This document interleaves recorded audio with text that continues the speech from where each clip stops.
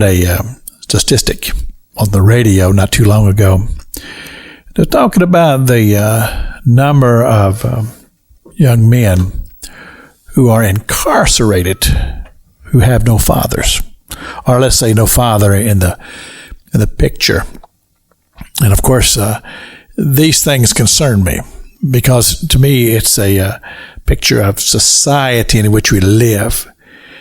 And I think about the role that those of us who are not fathers to these people, but opportunities that we might have to play a father role. And of course, most people would say, well, I'm pretty busy.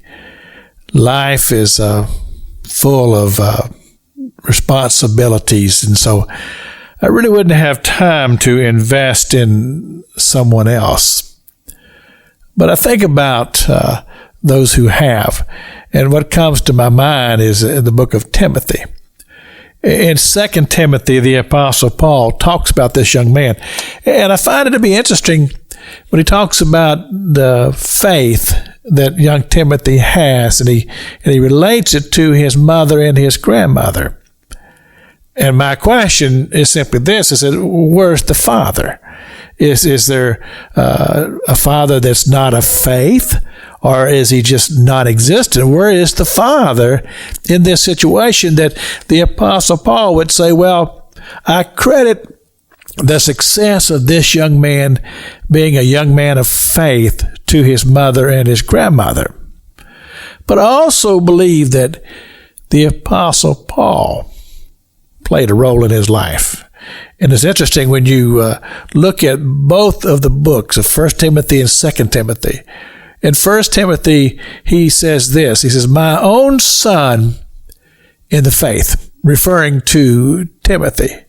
But in the 2 Timothy, he says, my beloved son. And what this speaks to me is a man who has played the role of a mentor in this young man's life. And I think about this and the value of this, just realizing that a strong man can make such a difference in the life of a young boy. Because the truth of the matter is that when you're young, you're very impressionable, and things that you see and you witness begins to help the path that a child will go, and how he will or she will follow for their entire life. And to me, it's just an amazing thing. And unfortunately, in so many situations, young people, the only influence they have around them are people who are leading them in a path that's destructive. And that's why we see so much destruction in our society. So my word of encouragement is simply this.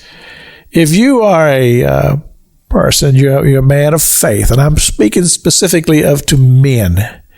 You're a man of faith, and there's a young person in your life some way or another. Maybe it's a kid down the street, or maybe it's somebody in your church, or maybe it's a friend of one of your children. Would you consider just being a mentor to them, teaching them things that are right, teaching them about the Lord? I think that has great value. Pastor Jack King with the gospel of the radio broadcast.